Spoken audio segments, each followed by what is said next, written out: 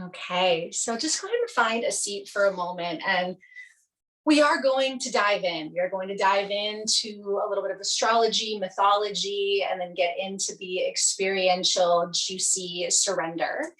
But as we settle in, I just wanted to read something. Again, I have so many notes. I have so many things. I could spend just 2 hours reading notes about everything in this cycle because it's so powerful. This is the first underworld journey of Venus's new 8-year cycle. And so this is like sort of the initiation that's setting the stage for this next 8 years. But it's also an opportunity to really, again, clear out anything that's still lingering. And I wanted to share, just so we talked about, we're going to be talking about Venus, and then we're going to kind of go into Inanna, which is the Sumerian, sort of the Sumerian answer to our relationship to Venus and the skies. And so I just wanted to, so the myth of Inanna is actually the oldest epic poem. And there's some beautiful poems to her from Sumerian poets. And I just want to kind of read one to sort of invoke this space. So you can just settle in for a moment, feel your body arrive, take a moment to breathe. We've carved out this time to really be present in the underworld, in the Piscean surrender. We've taken this time to really tune into this initiation. And so let's just take a moment to ground in our gratitude, to ground in our bones, our body, the land we're on. So maybe you can, again, acknowledge the sacredness of the land. I'm on the Shumash land. And the sacredness of your body, of your ancestry, and the ancientness of not just the earth and the bones and the body, but again, our connection to the sky. And we are under the Pisces dark moon, almost the new moon, a week from the spring equinox or from the autumn equinox, depending on where you are, but a week from the equinox. So as you just come into this space, fully present, and just let yourself be open to this journey. Again, I have so much information and I never know what really is going to come through until we're in the space. And so thank you for being present with me for that. Let's take a deep breath in and then exhale. To her who appears in the sky, to her who appears in the sky, I want to address my greeting. To the Hierodual who appears in the sky, I want to address my greeting. To the great queen of heaven, Inanna, I want to address my greeting. To her who fills the sky with her pure blaze, to the luminous one, to Inanna, as bright as the sun, to the great queen of heaven. Lady of all divine powers, lady of all resplendent light, righteous lady clothed in heavenly radiance, beloved lady of An and Uras, mistress of heaven with the holy diadem, who loves the beautiful headdress befitting the office of her high priestess, powerful mistress who has seized all 7 divine powers. My lady, you are the guardian of the 7 divine powers. You have seized the divine powers. You hold the divine powers in your hand. You have gathered up the divine powers. You've clasped the divine powers to your breast. Like a dragon, you have spewed venom on foreign lands that know you not. When you roar like Iskor at the earth, nothing can withstand you. Like a flood descending on alien lands, O powerful one of heaven and earth, you will teach them to fear Inanna.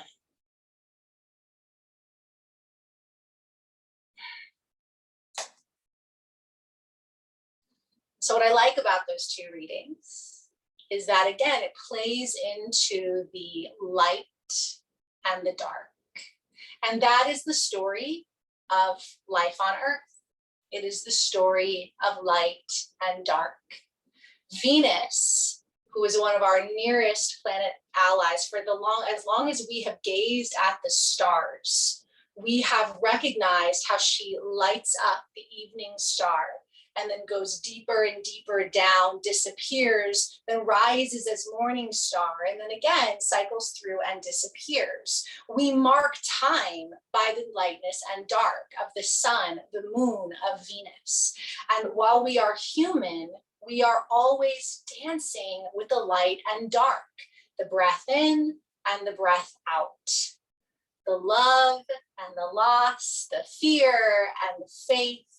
This is a story of light and dark. And in Nana, Venus holds that space. And so most of us probably heard of Venus from the Greek and Roman pantheons as Venus or Aphrodite, but she is known by other names. Again, Inanna and Ishtar in the Sumerian and Babylonian, Isis in the Egyptian pantheon, Lakshmi in the Hindu pantheon, Freya in the Norse pantheon. So every culture has the name for her. And I know I was introduced to her as Venus, as Aphrodite, the Greek and Roman. And she was the goddess of love, the goddess of beauty, the goddess of desire. And in the Greek and Roman, the deities have a lot of human personification. And so we would see Venus as this beautiful, naked goddess who emerges from the froth into the open shell, and she brings in this beauty very similar to how Lakshmi is churned from the milk and emerges on this lotus, resplendent and radiant. And Venus, though, is also associated with not only love and beauty and worth, but she also is connected to jealousy and infidelity and prostitution and all these aspects that in those cultures they would try to demonize or try to make her jealous or petty. It's interesting because Inanna, the myth of Inanna came first, and then the story of Gilgamesh came after. And in the story of Gilgamesh, they make her out to kind of, again, be a jealous, promiscuous deity who basically wants Gilgamesh for herself. And so it's very interesting how even when we look at her as this goddess of desire and love and beauty, we also, again, associate it with these darker shadow qualities. Because again, this idea that the feminine either has to be like perfectly pure or, completely demonized, the virgin, the whore, the sensuality in our modern culture, we see that in the way we create these icons like Marilyn Monroe or others where there is this sexuality to them.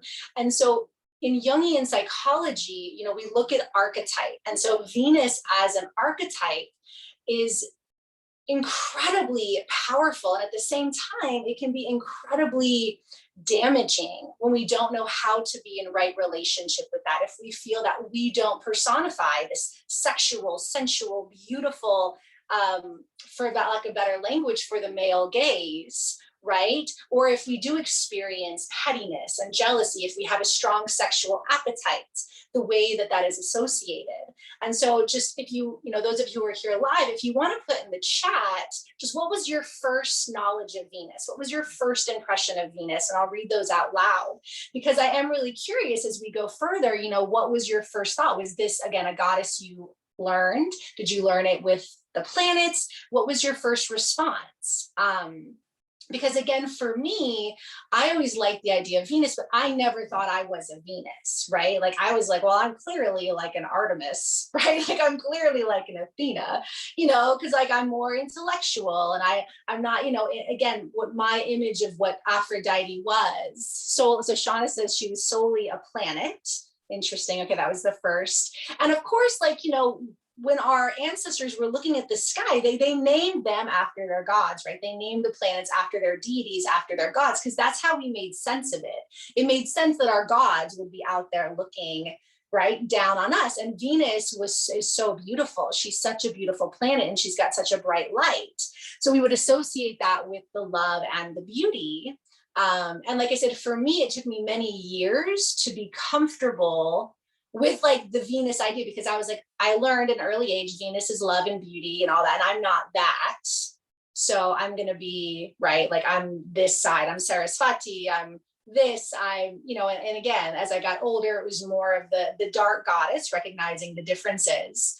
And then Pat said Venus equals love and beauty. Not even sure where I first learned of her. Dana says, honestly, I learned about Venus as a goddess from the Bananarama song, I'm your fire and your desire. See again how that gets into our culture, right? That becomes part of our myth. Thank you. Pop culture is so important. Venus Aphrodite rising from the ocean. I drew that a lot from the energy, I drew a lot from that energy in my work. Yeah, and that is such, like, anyone who sees that image, it's so powerful, right? Like, to see her rising up.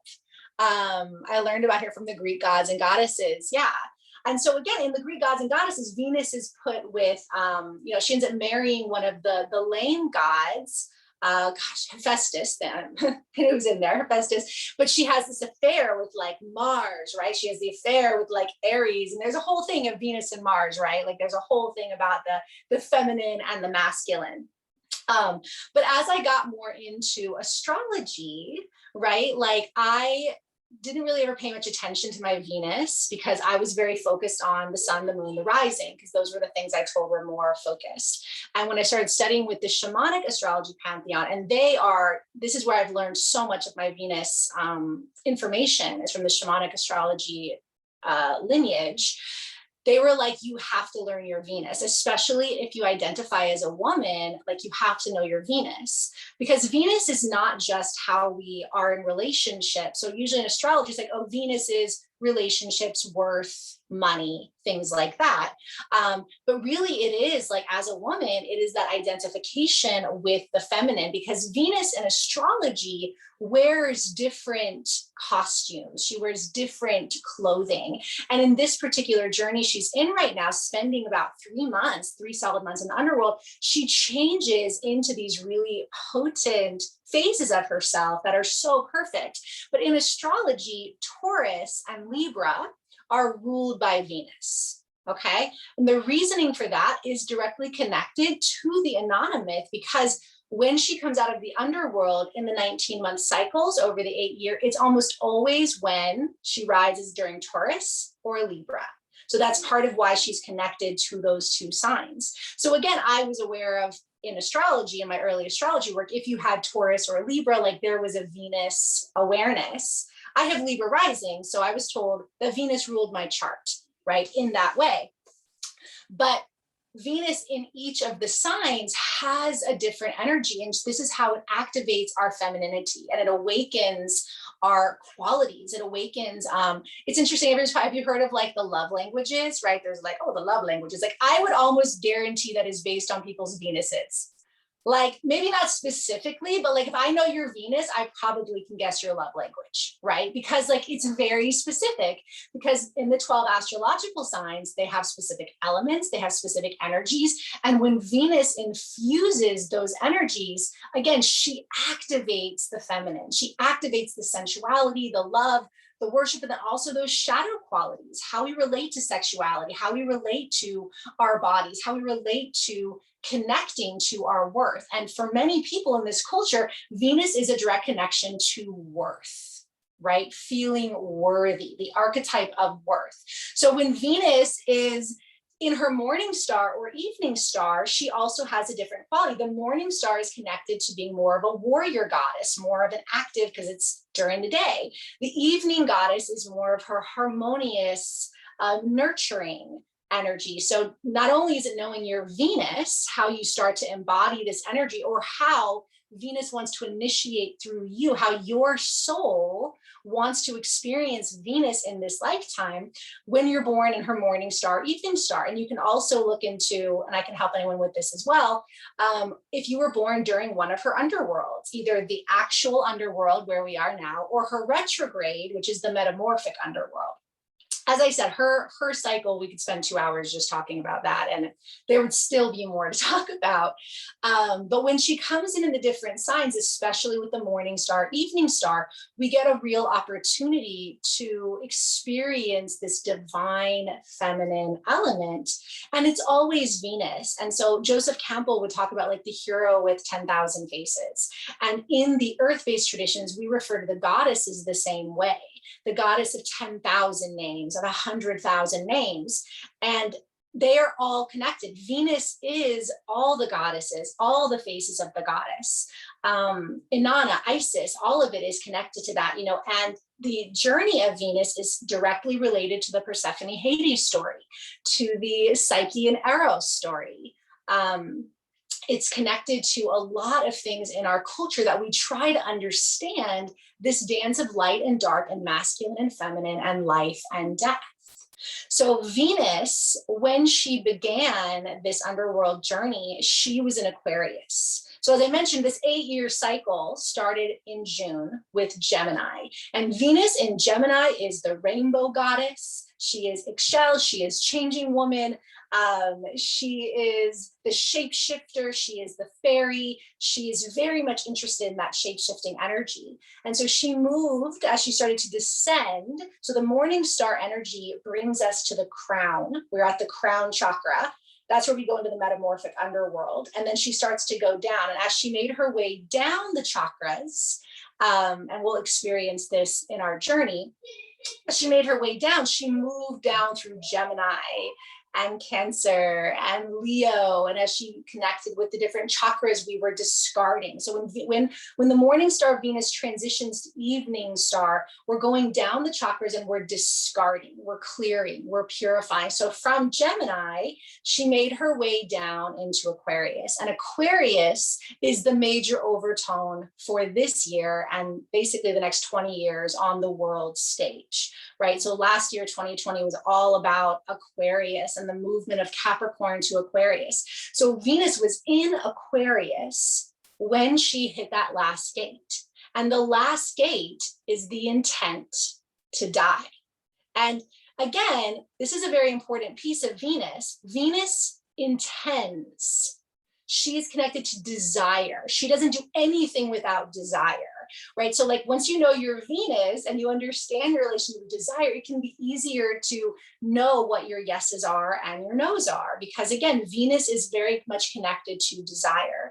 Venus desired the initiation of the underworld. Venus set the intention to die, to go into the underworld. So she did that in Aquarius. So basically, she was channeling all of this new energy and saying, in this energy, in this innovative, rebellious energy, this is where I'm going to die to the old. So in a sense, she's purifying the old Aquarius and helping us to initiate collectively a healed aspect of Aquarius. Because that's what we need. Aquarius is so important right now, but we want the healed, high vibration Aquarius.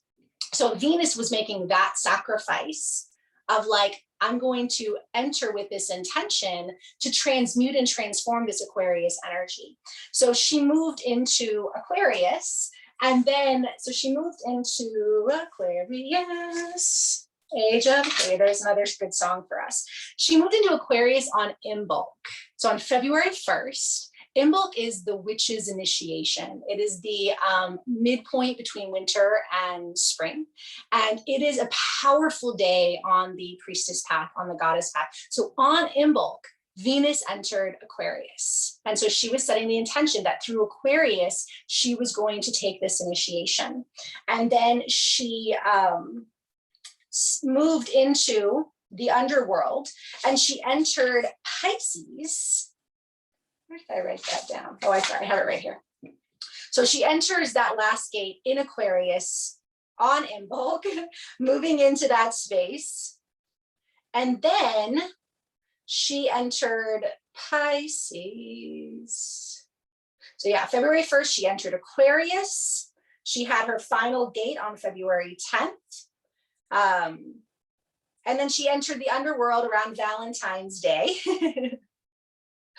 And then on February 25th, she entered Pisces. So again, she entered Aquarius on Imbolc. In Aquarius, she did her last conjunction, hit that intent to die. And while she was in the underworld, so as she entered there, she entered Pisces on February 25th. And she is in Pisces until March 21st. So this Pisces, so Pisces is surrender. Pisces is Shiva, Pisces is Yeshua. Pisces is that surrender, merging. And as she entered Pisces, we've been entering this Pisces stellium. So we're in a strong Pisces energy right now too. And Mercury is going to join in here pretty soon. So when we enter the underworld, she sets the intent to die, and then she comes down and she's killed. And she's killed by her dark sister. So this is again where we see light and dark death. So we have Inanna, Venus, queen of heaven, the goddess, but in the underworld, hidden away, is Ereshkigal. And Ereshkigal is again similar to Kali, is similar to the energy again of Hades, similar to all those underworld dark energies, but it is Inanna's sister. It is her sister, and they have an interesting relationship because again, it's sky and underworld and light and dark. So the whole story is Inanna wants to come down to see her sister. Her desire to the underworld is to see her sister. Her sister is grieving the loss of her partner, which signaled the end of an age. And so as she gets down there, she enters with intent and then she is killed. And so when she entered Pisces, energetically right now, that was the death, because Pisces is the surrender. Pisces is the merging. Pisces is the end of the cycle. And in my musings right now, that's what we've been in right now. We have been in the death. She's in the death. And she stays in this death of surrender until she enters Aries. And Aries is the spark of life. Aries is the awakening of life. And she will sort of work into that Aries and reanimate herself.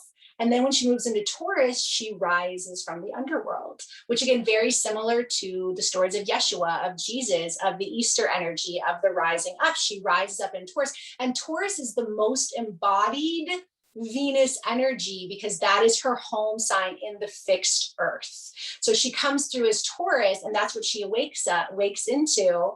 And then she begins her evening star journey as she enters Gemini, because we're in the Gemini main stage. So right now we are in this Pisces death phase. And Venus in Pisces is just, again, pure surrender and pure release, pure unconditional love. It is a deep merging and a transformation. And this is such an important time for healing. And it's not even just about our own healing, but this is a time where you can really heal your own wounds, the wounds of your Venus, of the feminine, of the earth. And this goes for the masculine identified as well. And I think, again, that intent to die in Aquarius and then to be dead in Pisces is so what is needed right now. And I know so many people right now who are having old things come up, which a lot of them happened around 6 to 8 years ago during this last cycle, right? So it's like we're having a chance to heal from the last 8 years as we move into this new 8 years. And so this is a big healing time. And the more we surrender, the more we trust, the more that we feel, the more that when we move into this Aries, so next we're in the dark moon right now, we're in Mahashivaratri, we're in the portal of death and dissolution and transformation. And then we start to equinox is next Saturday, the 20th. And that is the balance of light and dark. That is when the sun enters Aries. And so we're very close to this time of starting to transition. We're very close to that spark of life returning. So the work we do this week in particular is incredibly potent for ourselves. And I honestly feel like for the whole world, like no pressure, but like for the whole world, right? Like for this next cycle. But I also feel like the people called to this work at this time, like they're on that path, right? You're on that path of healing. You're on that path of service. And that is so much the Pisces energy of Shiva and Yeshua, right? Like that divine masculine. And in the ancient texts, the feminine is the one that is able to really heal, and then it can offer that to the masculine. And so we're kind of doing that for all of this energy right now.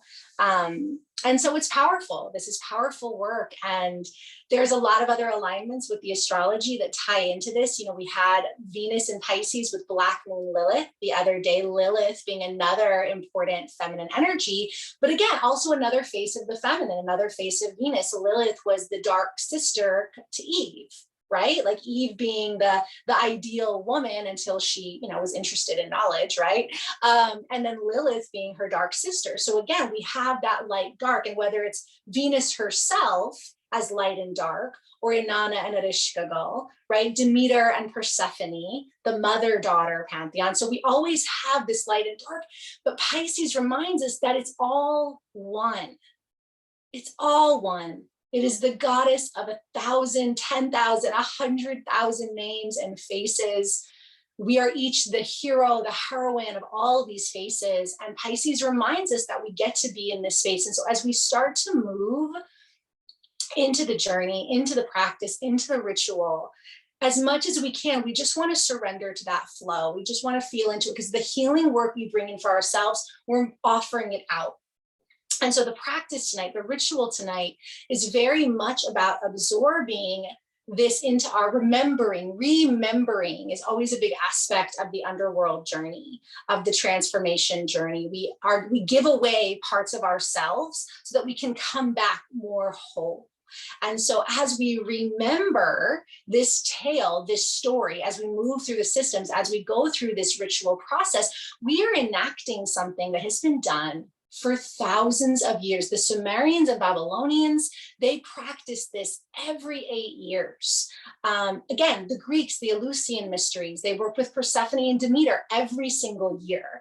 And I honestly believe this is even older, right? The temples of Ishtar and Isis. And Isis as well had to go through a life and death journey and remembering her beloved and her life. And so this is the ancient female story. And we get to participate consciously. There's so many people out there participating unconsciously. And that's okay, because when we do wake up and we're like, oh my gosh, like that was a big come to moment for me when I started working my spiritual path. And then like I had one of my teachers show me all these dates of these old Venus underworlds. And I'm like, oh my gosh, every crazy event in my life happened when Venus was in the underworld, right? Like, so when things happen to us unconsciously, they're important because they do remind us. They are those moments of clarity when we're ready to step onto our path. And so that's another Pisces teaching, is that there is no good, bad, wrong, right.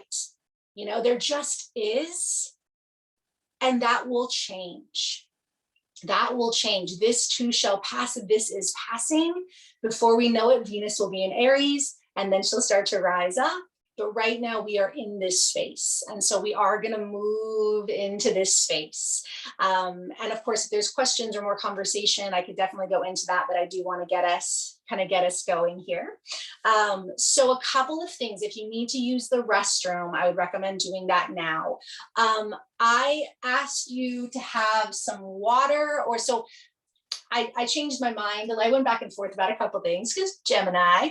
So definitely have some drinking water, and have something that you can nibble on that you would relate just last minute to the food of life. So food of life could be fruit, it could be bread.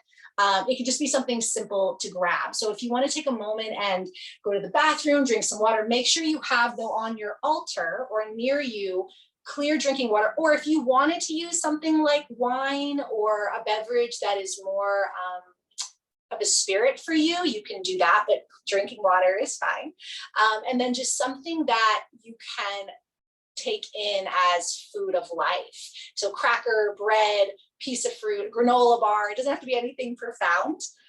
And then if you want to do anointing with anything other than water, so if you work with essential oils, if you contain your moon blood, so you can use your moon blood for anointing. I know that might sound weird, but it's actually a really good practice during this time to work with the moon blood. I mean, kind of always, but especially in the underworld. So go ahead and just give yourself a moment. And then take your time, make sure you have those things. I'm sure there's many other things I wanted to say, but that is what it is.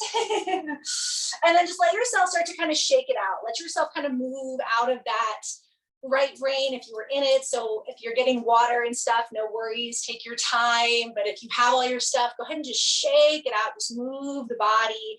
We will have an optional movement practice after the journey, but we are going to go into that journey. But so if you need to shake it out, stretch, breathe, let yourself start to release. and just trust.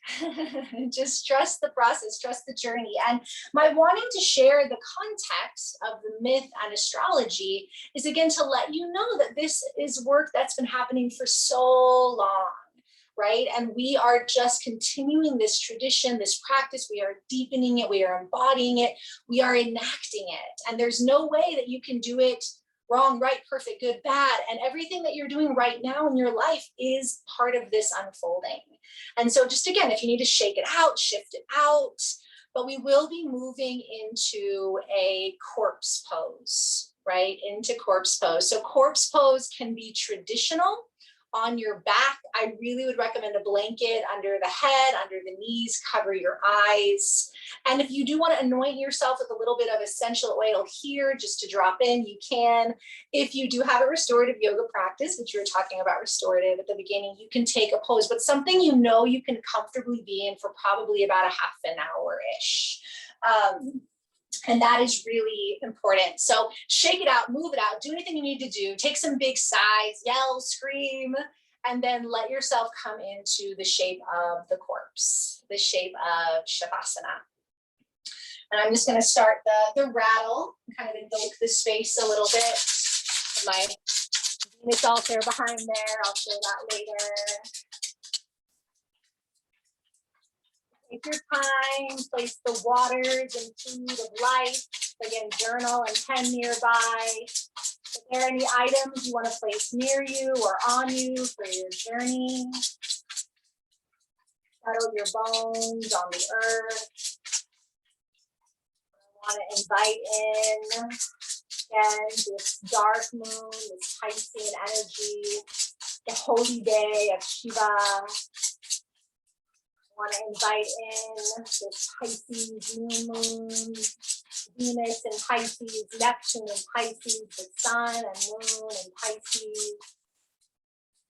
We are moving towards the equinox, towards the balance of light and shadow, bringing in the elements, the earth of our bones, the fire of our spirit, the water of our blood, the air of our breath, connecting to the four directions, to the land, again, the sacred land we rest upon, and I, again, call in the Shumash land where I sit.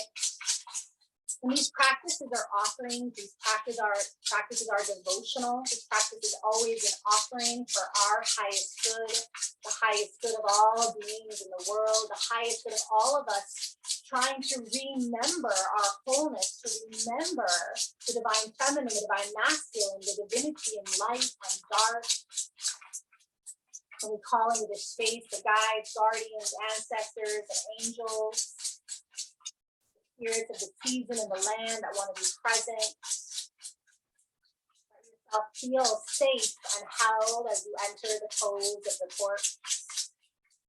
As we reenact this ancient rite of passage, this ancient journey, as told by the Sumerians, the Babylonians, the Greeks, the Romans, the story of Venus as she descends from morning star to underworld and awakens as evening star, as she enacts this first underworld of her new 8-year cycle for the highest good of all beings, the world, for ourselves, our beloved.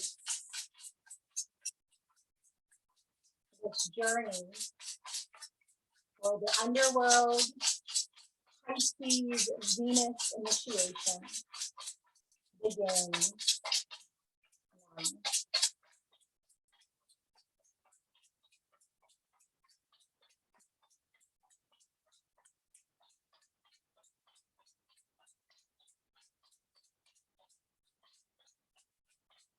Settle your bones. Take another moment to make sure that you don't need to adjust in any way. And if you do need to adjust, then go ahead and just adjust and let yourself relax again. The more you can allow yourself to be still. Make sure the eyes are covered. Take a moment to wiggle and shift. Feel the earth underneath you, holding you, supporting you.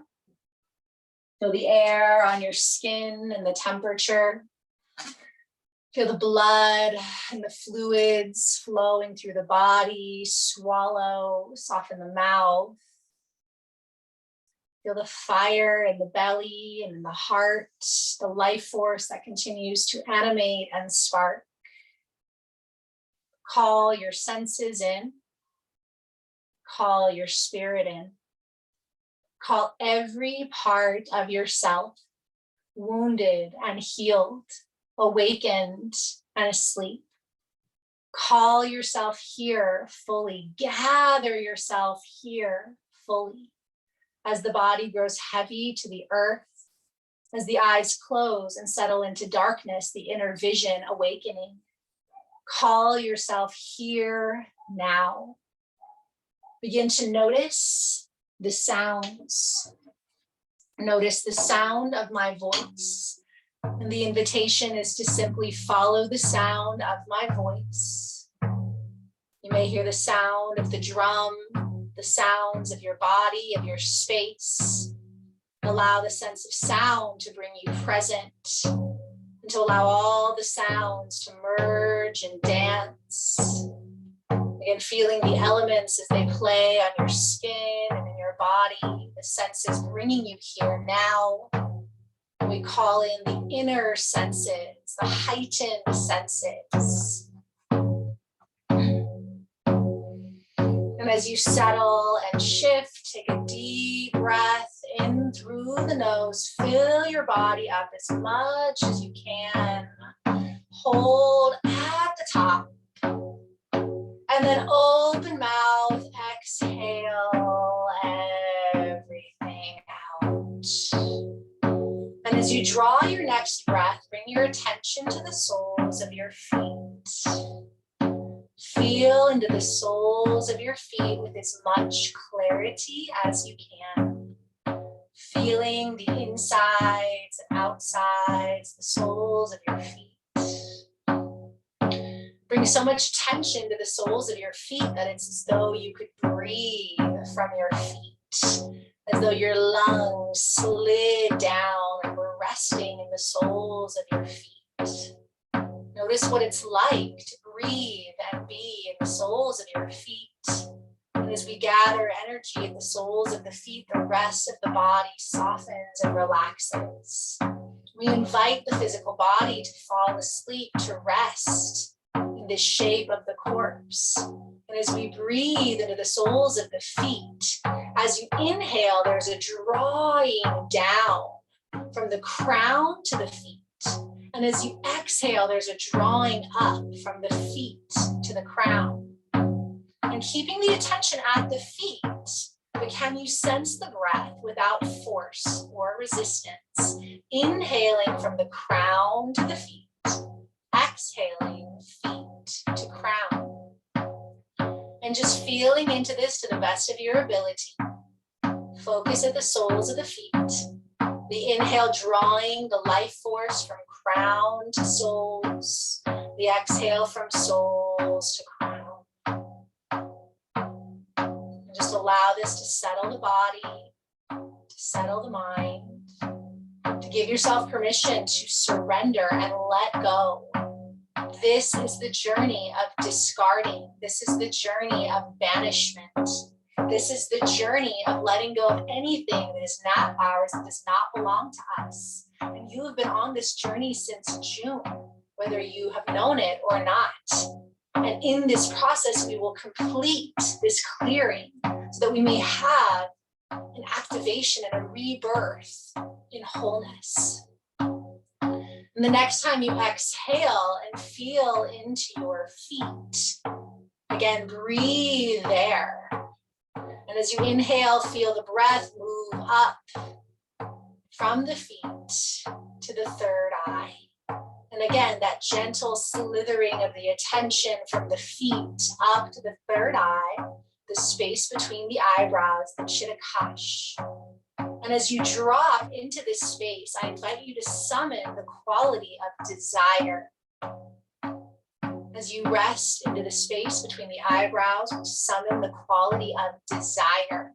the desire to be on this path, the desire to do this work. And as you drop into this space between the eyebrows, I want you to say quietly 3 times, I want me. I want me. I want me. As you feel this statement amplifying the desire, setting the intention that we do this journey for ourselves, to know ourselves, to feel ourselves, because it's only in that way of truly knowing and remembering ourselves that we can be of service to others. And so as you surrender into desire to know yourself, to want yourself, you surrender even deeper.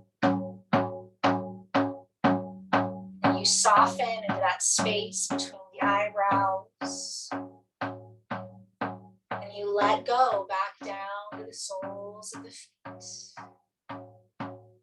And you feel the inhale draw from the crown to the soles. And the exhale moves you back up to the crown. And we rest our attention at the crown. And as you rest your attention at the crown, focus only at the crown of your head, the back of the brain, the pituitary gland. Allow yourself to just feel the space at the crown chakra, the 7th energy center, the gate of authority. And we feel into this spaciousness, just allowing, just holding the space to surrender anything from this space that needs to be released. Resting, surrendering into the crown.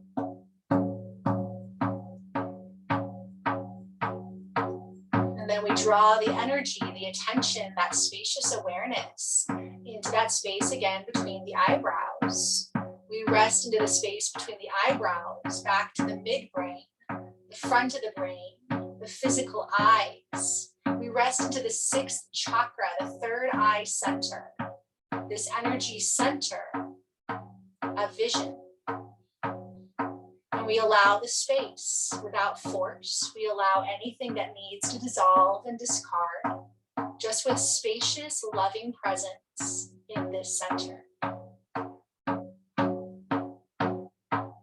And then we gather down into the mouth and the ears and the throat and the neck, the thyroid and parathyroid. And we hold space in the 5th energy center, the gate of communication. And you notice the space in the ears, the mouth, the jaw, the throat. And we create space for anything to surrender that is ready to release, to be dissolved. No force, we just allow. And the attention moves down into the center of the body, into the center of the heart. Here we find the lungs and the physical heart, the ribs, the chest, the breast, the shoulder blades, and the extension out through each arm to the tips of the fingers, and the tips of the fingers back to the center of the heart, the thymus glands. And we feel into this spaciousness of the 4th energy center, the gate of compassion, the heart. And we allow the surrender of the heart. Anything that's ready to let go, we let go with loving and spacious awareness. We move down into the solar plexus, the mid-back, the organs of the digestion, including the pancreas. We feel into this next gateway, the gate of personal power, the solar plexus chakra, and we allow anything that needs to release without judgment, without story. We just allow this loving surrender in this energy center. And we flow down into low belly, into the cave of the pelvis, the genitals, the testes and ovaries, or the imprint where they have resided. We We feel into this energy center, this Svadhisthana, this place of pleasure, the gate of pleasure. We allow this space, this watery surrender in this energy center. No force.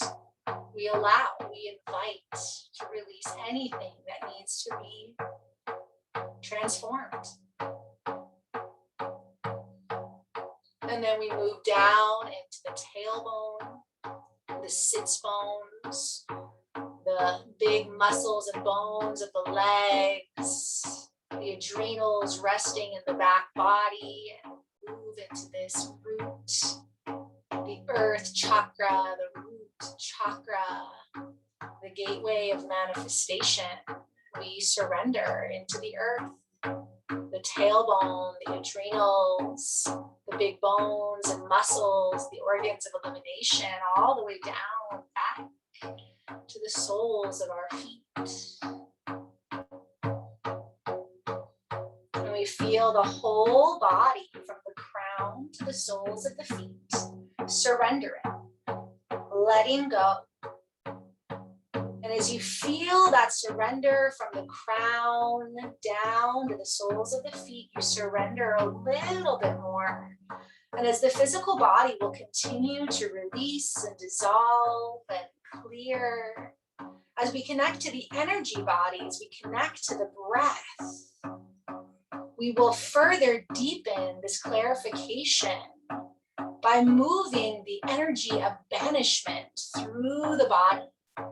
One of the symbols for Venus is the pentagram, the pentacle, the 5-pointed star. For this is the design she creates in the sky. And there are 2 dominant ways that we work with this image. We banish and we invoke. And as Venus moves from morning star to evening star, we connect to the banishing pentagram. And this is again where we release from our being, from all parts of ourselves, from the elements. We release anything out. And as we've moved down the chakras, the energy centers, this energetic imprint of banishment will further help us to surrender and release and reclaim. And imagining your body on the earth as a 5-pointed star. Your hands, your feet, and your crown. You are the embodiment of Venus and the 5-pointed star. Gather your attention again from the soles of your feet back into your third eye. And imagine a 5-pointed star. A 5-pointed star. Set the intention, the energy of banishment, of release, of surrender. And then allow your attention to move to your left foot. Inhale into the left foot. And then as you exhale, a line moves from the left foot to the crown of the head. From the left foot to the crown of the head. Breathe into the crown. And on the exhale, a line from crown to right foot. From crown to right foot. You breathe into your right foot. And as you exhale, a line from right foot to left hand. Right foot to left hand. Breathe into the left hand. And as you exhale, a line moves from left hand to right hand. Left hand to right hand. Breathe into your right hand. And on an exhale, we draw the line to the left foot. Right hand, left foot. You breathe into the left foot. And as you exhale, one final line from the left foot back to the crown. receive this pentagram of banishment, of surrender. You feel your body as Venus is the 5-pointed star, having surrendered and banished all that is no longer yours, all that no longer serves. And as the energy of banishment will continue to draw through these lines of the body, we again gather the attention back at the soles of the feet. We inhale down to the soles of the feet. And again, exhale back to the crown. And just reconnect to this flow. Focusing on the soles of the feet. Inhale, crown. Exhale, feet. All right, inhale to the feet. Exhale, crown. Inhale, feet. Exhale, crown. One more time. Inhale, feet. Exhale, crown. And let yourself linger at the crown. And as we allow the physical body and the energetic body to continue to surrender and release and purify, we will move down the emotional, mental body, purifying, clarifying, and surrendering any outdated mental and emotional programs that are ready to be released. And as we move down them, you might feel it as movement from the crown back to the feet, or maybe it comes through different energy centers. There is no judgment, there is no story, just allow, as I call the pairs of opposites, allow it to move through your energetic center, purifying, clarifying, and releasing anything ready to surrender. Call in attachment, the felt sense of attachment.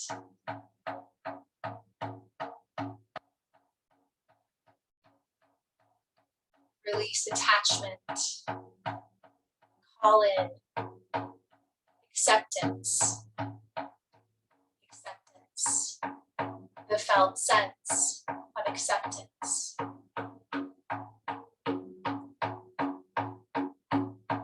Release attachment and acceptance. Call in oppression, the felt sense of oppression. Oppression releases into liberation, the felt sense of liberation. Oppression and liberation purify. We feel into illusion, felt sense of illusion. Illusion releases to clarity, the felt sense of clarity. Illusion and clarity surrender. We call in the felt sense of untruth,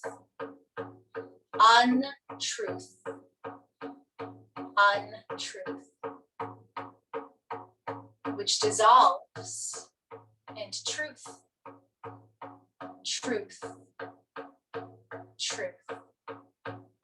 Untruth and truth surrender. We call in grief, the felt sense of grief. And it releases into love, the felt sense of love. Grief and love purified. We call in betrayal, the sense of betrayal. Betrayal surrenders to forgiveness,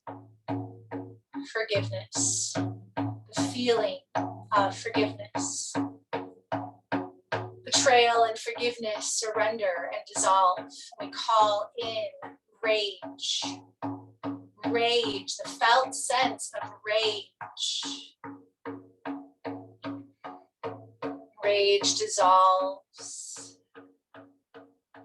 Rage dissolves into desire. Desire. Desire. Rage and desire surrender. We feel into rejection. Rejection. The feeling of rejection that dissolves into trust. Trust. Trust. Rejection and trust surrender.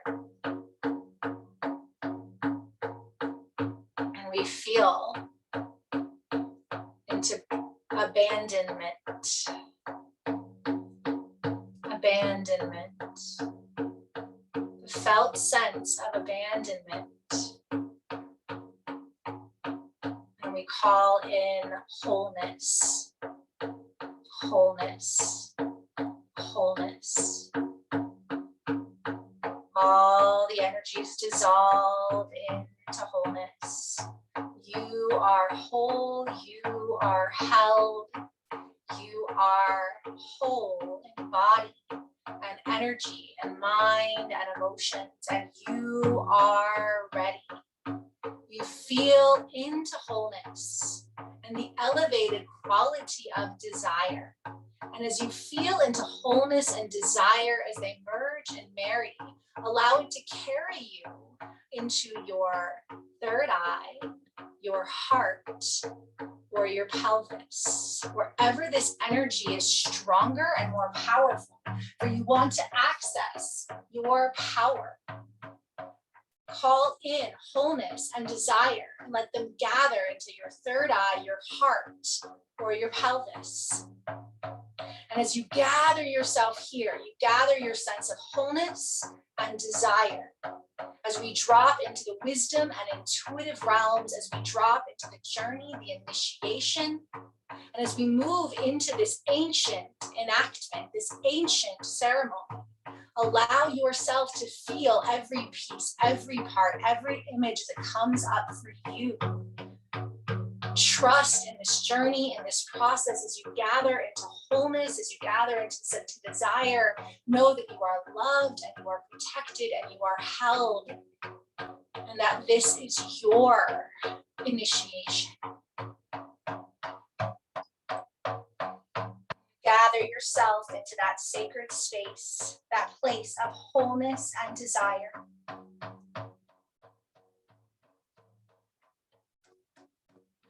From the great above, the goddess opened her ear to the great below. From the great above, the goddess opened her ear to the great below. In your place of wholeness and desire, you are the goddess. You are the goddess of the great above, the skies, the heavens. And you have heard the call from the great below. You have heard the call of she who is you, the dark sister, the queen of the underworld. And from your place in heavens, you have heard her weeping and grieving, for she has lost her love. And you are filled with desire to connect to her, to travel to her, to follow these rites of passage. And so you, the great goddess from the above, you prepare for the journey to the great below.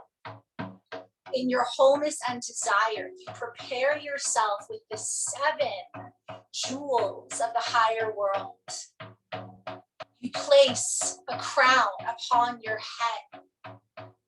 You anoint your third eye.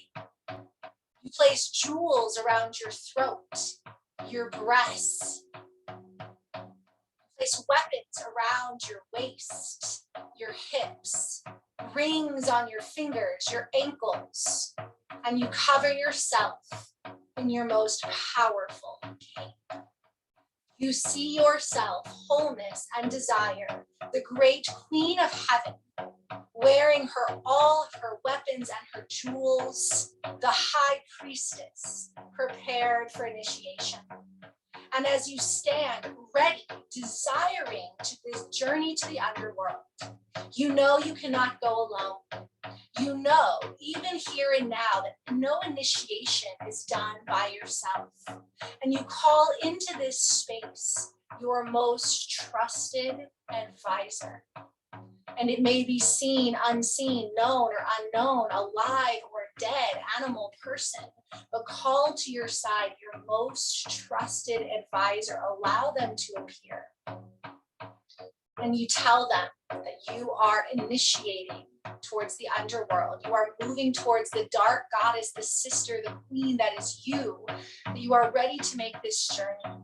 But if you do not return, you ask this advisor, you beg them to reach out to your greatest allies, to your most beloved allies, teachers and deities, to reach out to them and beg them to bring you back.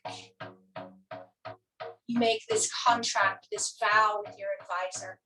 You put in place this plan of action for every shamanic death is done with support.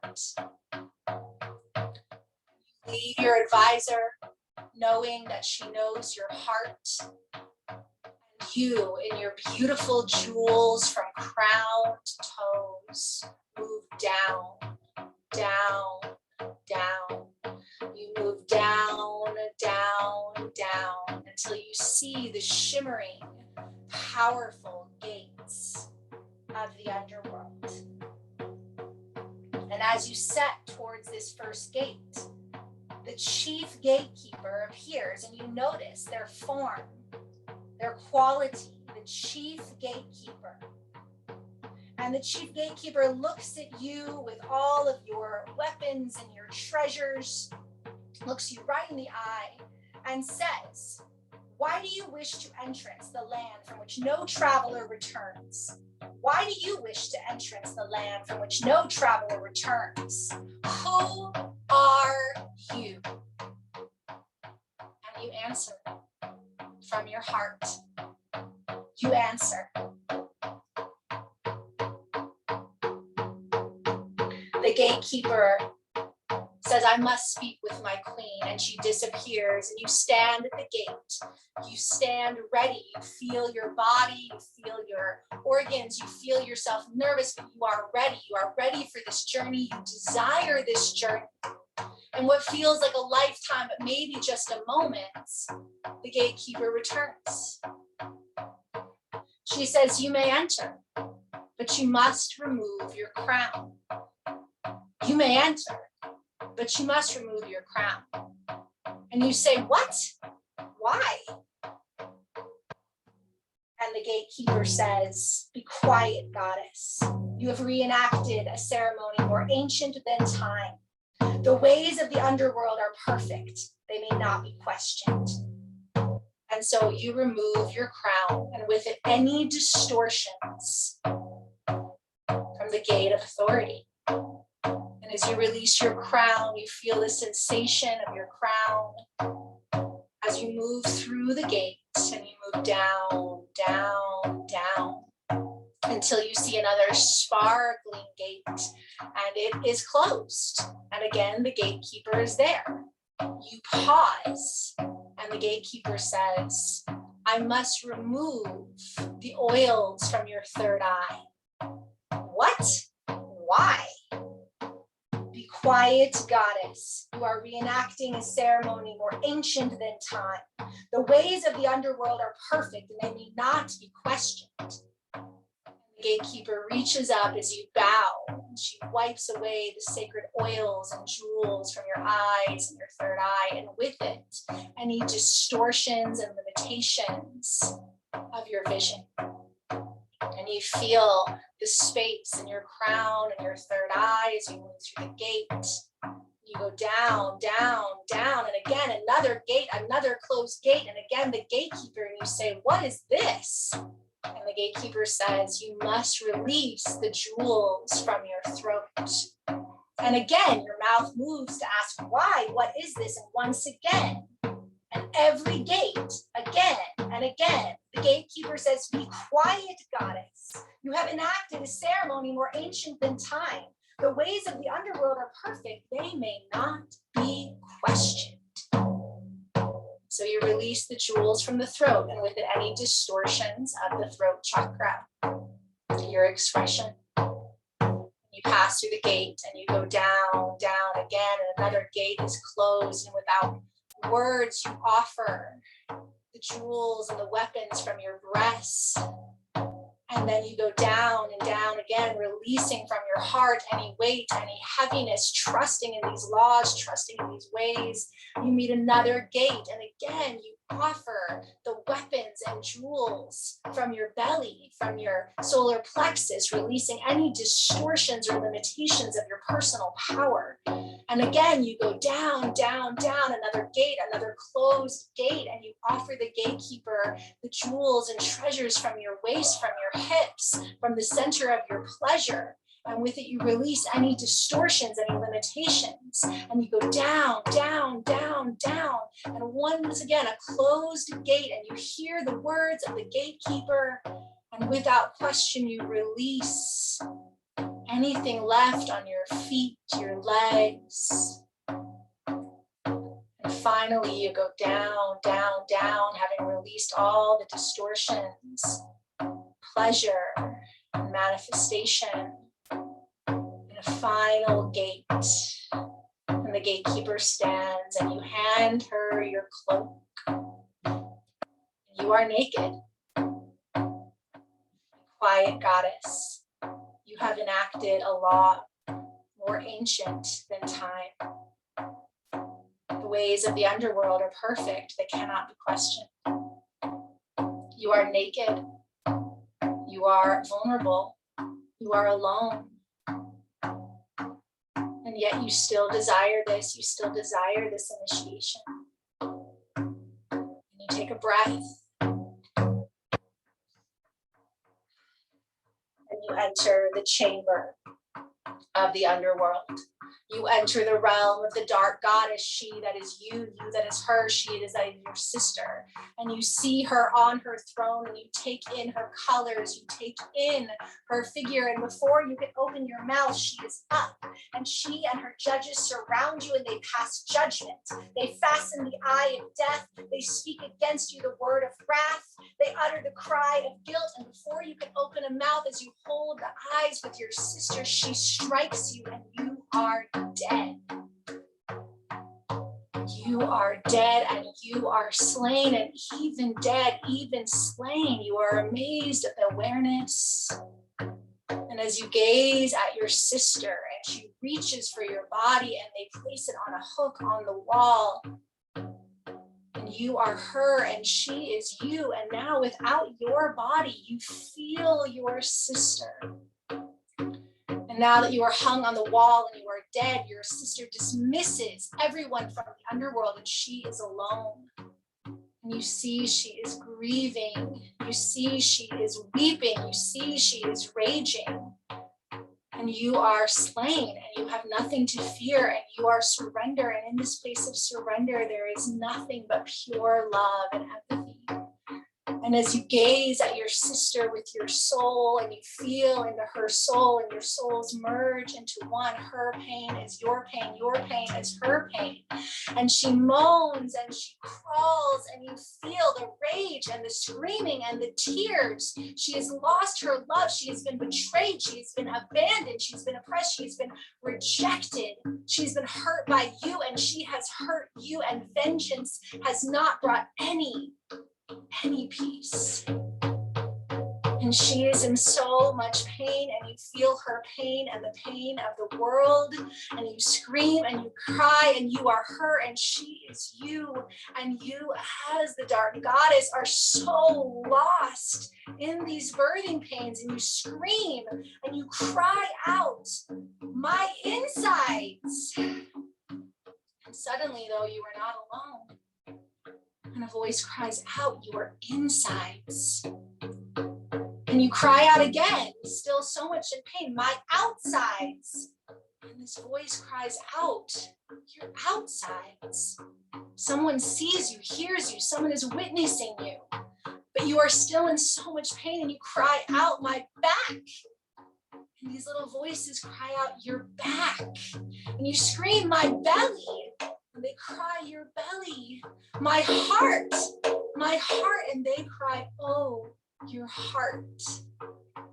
And every cry, every groan, they offer it back and they witness you. And with every witnessing, with every utterance of empathy and presence, the pain drains from you. You are she, the dark goddess, the queen.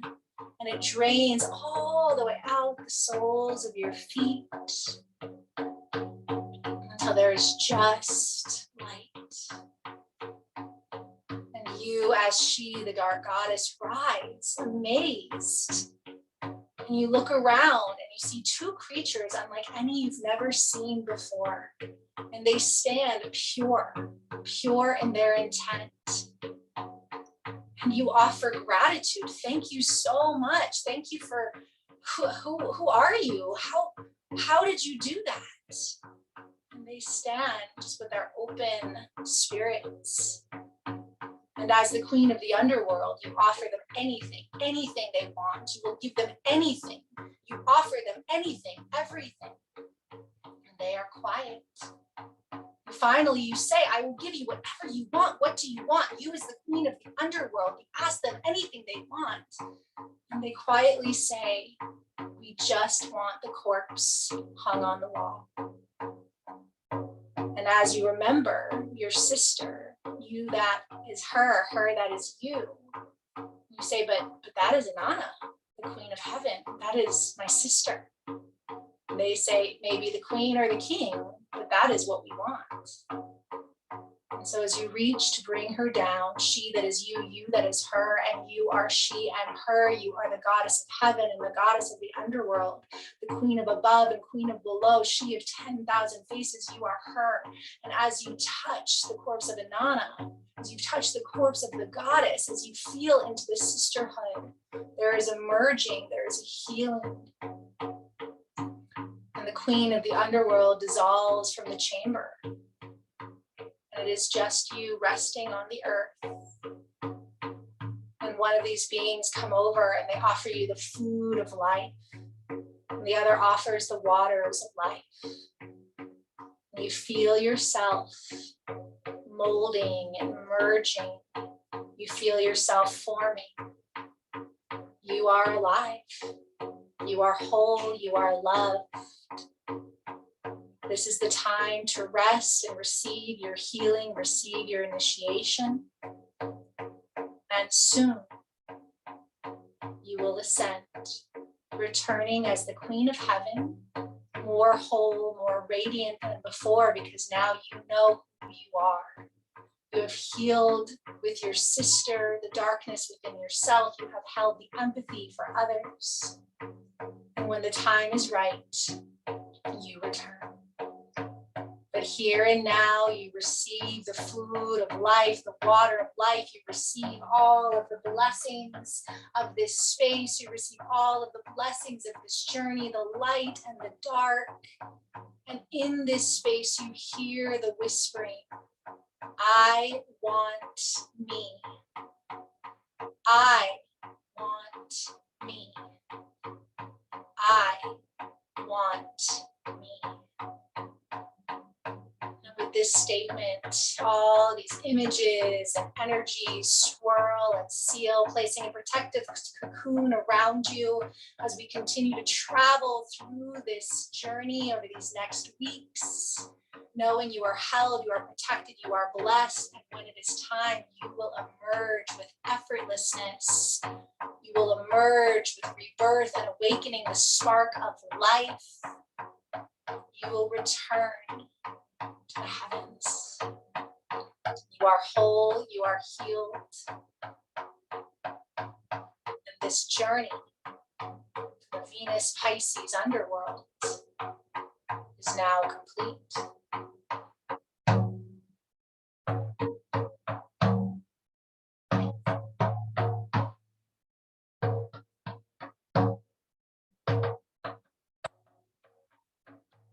may rest here a bit longer, integrating this journey, and this journey will continue to integrate over the weeks as we rest into this dark moon, as we rest into this new moon, as Venus continues to surrender and Pisces move towards Aries. You will know when the time is right, and you will know that you have stepped into your power in this new manifestation.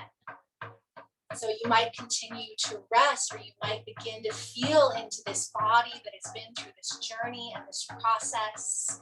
You begin to breathe the life from the soles of your feet to your crown to soles. You begin to stretch and wiggle and move and shift. You could roll onto one side. And we will stay in this space. We will stay in this space as we begin to move and process in a different way. So take your time, And again, you can rest, you can rock, you can stretch, you can scream, you can cry. Start to just feel into your body, reanimate your body, touch your body, feel the body. Wiggle and stretch. For this process of the ritual, this next phase of the ritual will be the myth work that a lot of us have done together. I will be offering prompts for writing as well as opportunities for movement. This is your rite of passage. So if you want to continue to just rest and receive, if you want to just write and just follow your own writing, otherwise take your time and just wiggle and stretch and shift and rock and roll. If you have a movement practice, notice how the body wants to move, how the body wants to shift.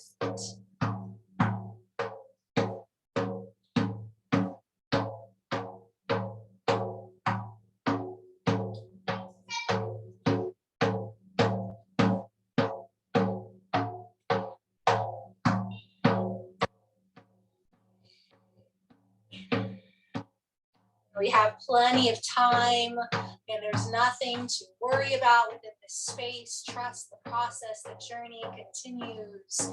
Movement, breath. If you do feel inclined to pick up your journal, the first prompt that I will offer you is, from the great above, the goddess opened her ear to the great below. ... From the great above, the goddess opened her ear to the great below. ... From the great above, the goddess opened her ear to the great below. ... And so you can complete that prompt, or again, write anything that is in your heart, or move, or rest, or breathe.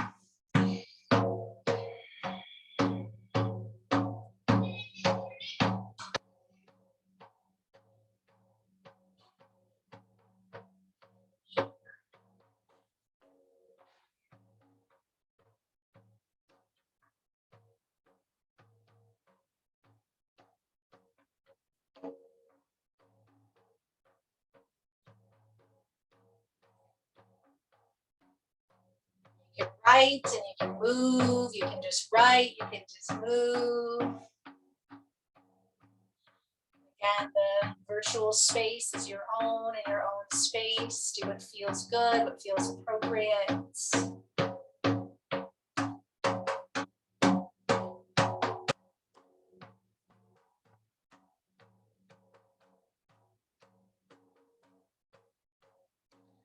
Might be good to stretch your legs, your feet, your hamstrings, feeling the low body.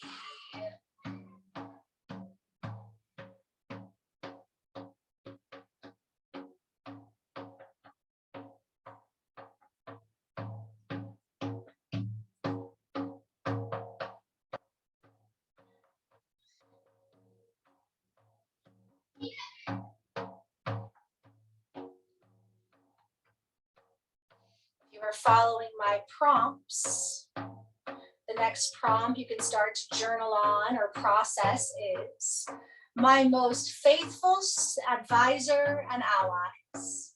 My most faithful advisor and allies. My most faithful advisor and allies. Notice what comes up.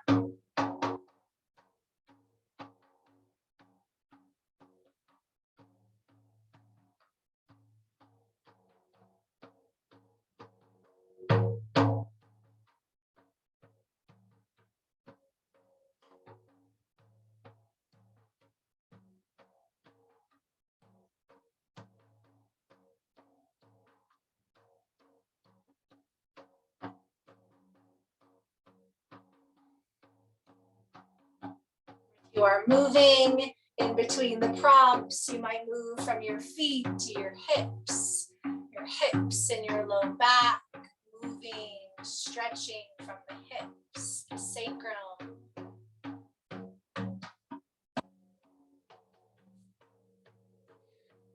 Circle through your belly, your spine.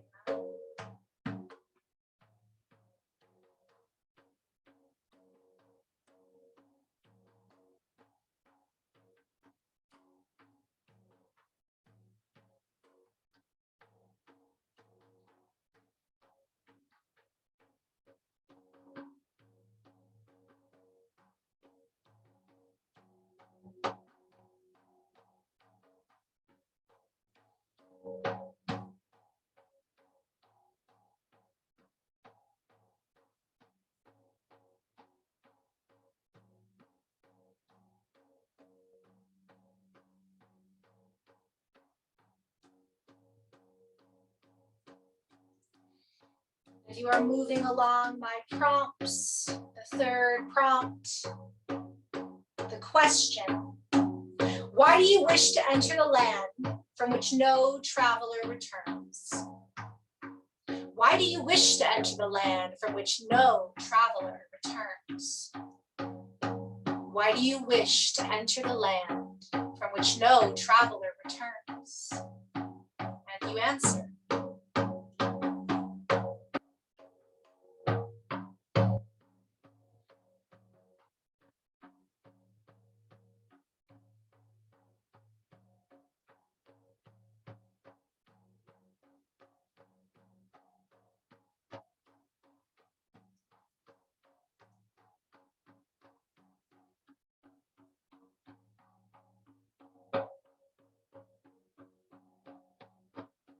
And if you're moving, we move into the side body, the spine, spinal twist, the solar plexus, the upper back. How do you release your upper back, your abdominals, the side body?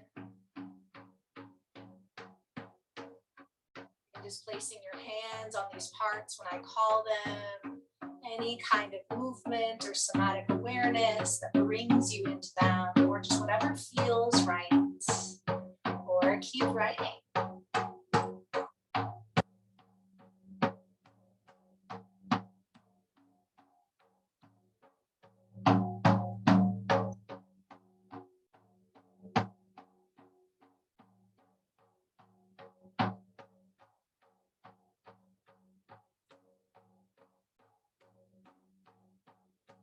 You are following my prompts. Fourth prompt, I surrender my 7 treasures. I surrender my 7 treasures. I surrender my 7 treasures. And then again, you write out whatever comes next, what they are, what you're releasing, what they represent. I surrender my 7 treasures.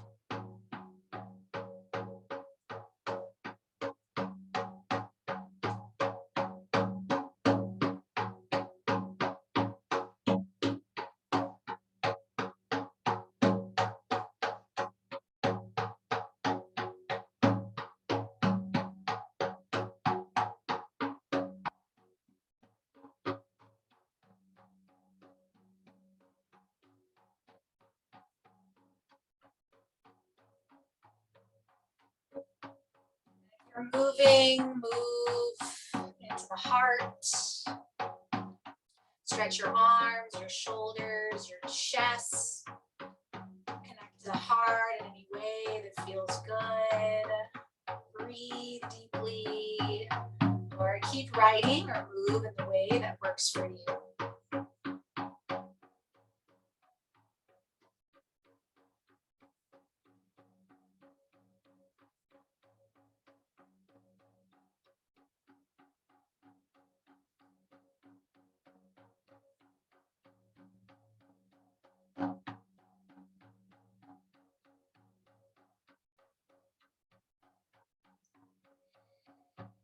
If you're writing the next prompt, the dark goddess grieves, ... The dark goddess grieves. Dot, dot, dot. The dark goddess grieves.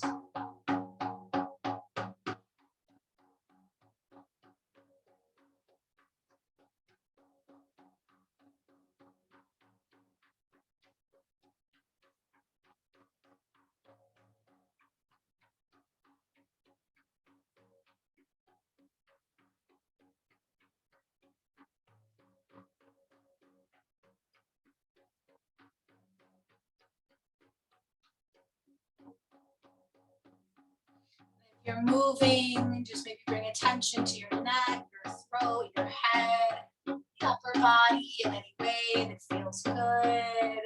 Again, any movement that feels good in the upper spine, the face, the head, the neck.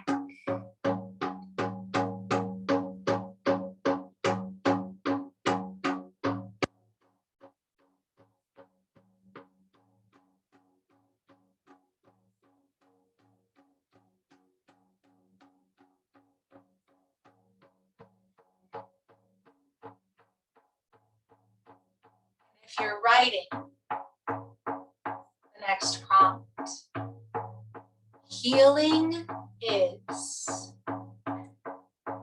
Healing is. Healing is.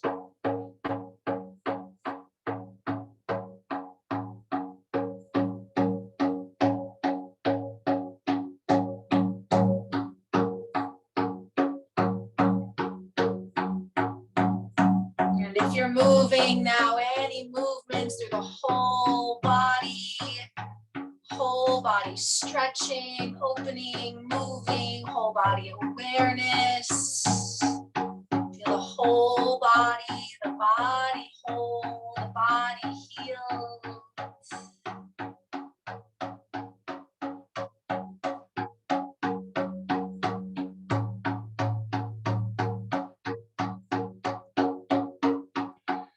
Final prompt at any point. I am.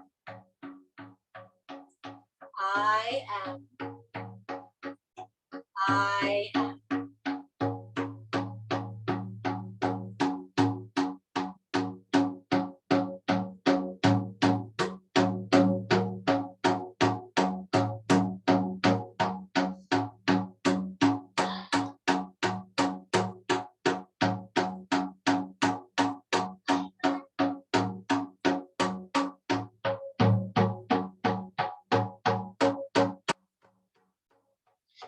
Just feel into any movement, any words, anything that needs to be processed through the hands or the body of this journey. Sounds, movement, again, drawing, writing, just let that all clear out. We are continuing to purify, surrender, integrate, and process this journey in this time.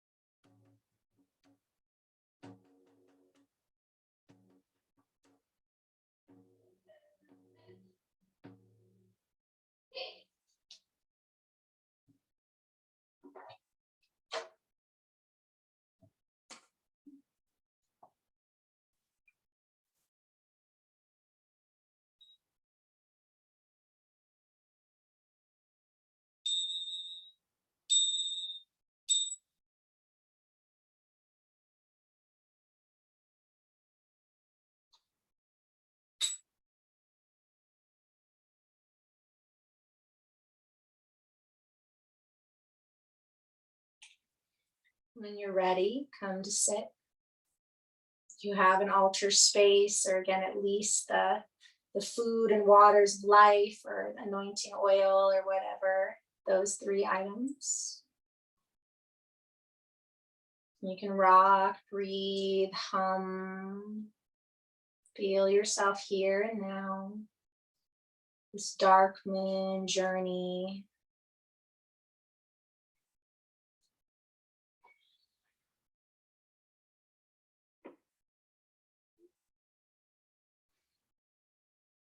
So it is sacred in many traditions that we acknowledge and imbibe the food and water of life. And so, as I mentioned, in this current underworld cycle, Venus had the desire, the intent to die in Aquarius, helping to activate this big Aquarius cycle from a place of wholeness. And then she died into Pisces, and Pisces being the universal energy of merging, surrender, forgiveness, empathy. And this is the place where so much of this underworld has happened, not only just the death, and this is the energy of Jesus' sacrifice. This is the energy of a lot of deities and identities through time, that Piscean surrender and merging. And this is also where there is that symbiotic dance and healing of Ereshkigal, of the dark sister, where again she kills her sister, and then they are processing this, and then what happens in the story is that, again, if you remember, Anana had asked her advisor, if I'm not back in a few days, like, send help. So again, Anana doesn't know what's happening. She's in her journey, but she didn't return in the 3 days she was supposed to. So her advisor went to the allies, and she put on a bag cloth, and she tore at her eyes and her breasts and her thighs, and she begged for help. And she went to 2 of Anana's allies, and they were like, no, like, we don't mess with the underworld, right? Like, we don't mess with that. But then they went to who was Anana's father, and he created these creatures, the Gala. The Gala is one of the names for them, but they're these androgynous creatures that are able to go through the underworld, right? They're able to just come in and out, because no one else, even the Queen of Heaven, can't come to the underworld, right, without all of this stuff happening. So he fastens these creatures, and he says, like, travel like flies and go to Ereshkigal. She's grieving, and witness her, and she will give you Inanna. And then he blessed them with the food and water of life. So again, they travel unseen, and they come in when Ereshkigal has killed Inanna, and she's alone, and she's grieving because she killed her sister, because she was grieving her husband. And in the myth of Gilgamesh, they talk about how Inanna kind of has a part in that, the husband's death. But again, it's really just still that light and dark, right? That light and dark. But she is witnessed by these creatures in her grief, and they witness her and they hold space for her. And that is healing. That helps her to heal and process. And that is why she gives them Inanna. And so they give the food and water of life, and it's like 66 drops, which is about the time frame that she's in the underworld for. It's between 60 and 90 days. And then there's this, she goes back up, and as she goes up, she gathers up all of her stuff, and she comes up. And then there's this other piece where she has to send someone to the underworld in her place, because it's like laws of the underworld. And so we will gather again as we move closer to the ascent, and if you would like to, and we'll kind of finish that other side of it.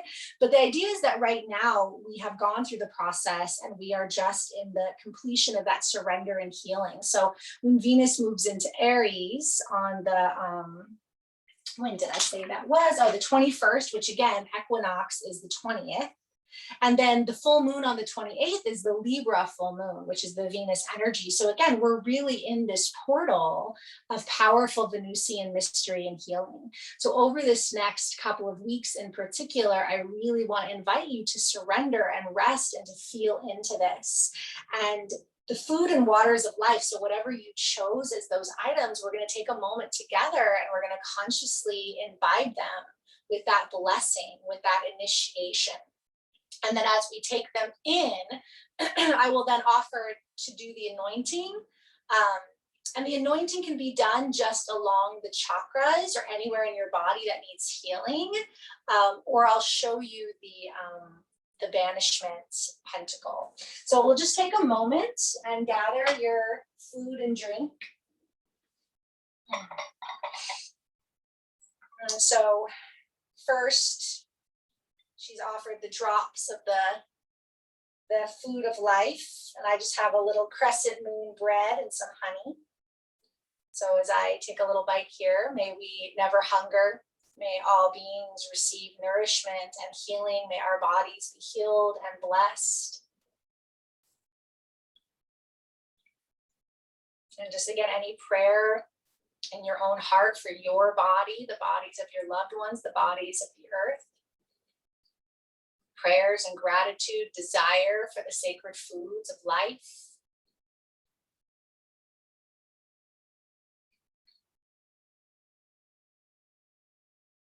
And then that same reverence, because it makes sense to eat a little food and then have the drink, right? And you might just take a sip, and may we never thirst. May we receive the sacred fluids of the bodies of the earth, of the waters. May the waters be clear and pure for all beings. And really feel the waters going through your body, the waters of Pisces, the waters of dissolving winter. Receive that nourishment, that sacrament. And I would like to invite you to leave some of that food and water, and tonight to go out and make that offering, or probably tonight, but it's in that new moon window if you want to hold it on your altar and do it officially on the new moon. But tonight is Shivaratri as well, and so go out into that dark moon and offer the food and waters of life. And you can do that every day for the next till the full moon. If you want to leave a little water and food out every day during this cycle up till the Libra full moon, you can. Or even just until the equinox or when Venus moves into Aries. And so as you receive that, and that is what brings life back to Anana. And so as we bring that life back through the food and waters, you can take your oils or your water or whatever you're nourishing, a little shell. And so you might, again, first touch at the chakras, maybe touching the soles of the feet. Pisces rules the feet and the lymphatic system. So that was why that was kind of our point in the journey. If anyone was curious about that. Feet and the root. And so this can be intuitive and personal. And if you were with me in our solar cycle, we talked about the anointing. So again, when Inanna comes back up as evening star, she moves up through the chakras and reclaims all of her weapons and her treasures. And then she comes to the crown. And then again, you can do this. You can do a conscious anointing every day until the Venus in Aries, or even beyond that, because we will be moving the energy up the chakras. So Pisces is water, is mutable water. So the anointing is really nice. And then if you want to play a little bit with the Pentacle, so the 5-pointed star and the rose are two of her symbols. And so when we are banishing, so this is when we are doing any kind of intention, and again, around the dark moon, we do the banishing. And so basically, we start at the bottom left, and we move up to the crown, and then we go down to the right, and then left, right, we go back down, then we always finish by going back up to the crown. So we're banishing, right? So there's the banishment out. So when we invoke, we bring it in. We bring in, we seal it in. When we're going out, we go out, and then we finish with it out. And so you can anoint and you can look that up too. So if you're someone who's really visual, I drew it out, but then I always get confused with Zoom if it reverses it. So then I didn't want to make that too much of a noticing thing in case it reversed it and then it confused it. But just take another moment. And so you don't need to overthink that. You can just anoint yourself. You can sit with that. You can, again, play with just, again, moving the energy from the left to the crown, up and down. And you can do that again on your body. The left foot to the crown, to the right, to the left. And then again, banishing. And especially right now during this dark moon, as we move towards the spring equinox, the balance of light and dark, because that's the thing about the equinox, it's still equal light, equal dark. And so we're continuing to clear out that. And again, the darkness isn't bad. It's the other piece of being alive. And the word banishing can be strong. That's the language of some of that work. But it really is this intent. It's all about intent. And we are choosing to release distortion. We are choosing to release illusion. We are choosing to release separation. And so as you complete that anointing, we sit for a moment And you can place the hands on the body. You can feel just into your body, into the space. You who are she who is you, Venus, Inanna, Ishkagal, Isis, Persephone. She had 10,000 names, 100,000 names. The divine feminine and the divine masculine. Again, it's so powerful to me that tonight we are doing this work on Mahashivaratri. Shiva and Yeshua being two of our most powerful and potent divine masculine guides at this time. And may there be healing and peace and merging of the masculine and feminine. May all beings receive this healing and surrender. May we contribute to the healing and aligning and awakening of these times. And take a moment again to tune into that quality of desire. The desire to do this work, the desire to be you, to want you. And that is what this journey is about. It's about you uniting with you. And when that happens, everything else falls in. That I want me. And Nana wants herself. She wants to know herself as whole. Erishkagal wants to know herself as whole. And this whole ceremony is that enactment of surrender and death, just to remember that we are all one. And so honoring your sacrifices, honoring your journey, and I honor your grief, I honor your rage, I honor the ways that you have been betrayed and oppressed and abandoned and rejected, the way we've done that to ourselves and others. We hold this space for each other in perfect love and perfect trust. Be satisfied, goddess. We are reenacting a ceremony more ancient than time. The ways of the underworld are perfect. You do not need to question. Gratitude to the elements, the directions, the power animals, allies, guides, guardians, angels, ancestors, to all who've been part of this journey with us. We honor you, we thank you, we release you with gratitude and grace. We ask you to continue to work with us and guide us, our allies, our advisors at this time, to embody and imbibe the sacred foods of water and of life, to rest and surrender. We open this space with gratitude, desire, appreciation. I bow to each one of you. Thank you for sharing this sacred practice with me.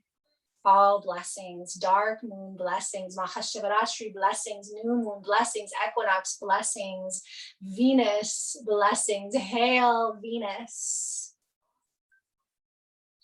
Take a deep, deep, deep breath in, hold, hold, and exhale at a hum. Our circle is open but unbroken. May the peace of the goddess be ever with us. Thank you, and I hope to see you soon. I'm turning off the recording, but if you have any questions, let me know. Thank you so much.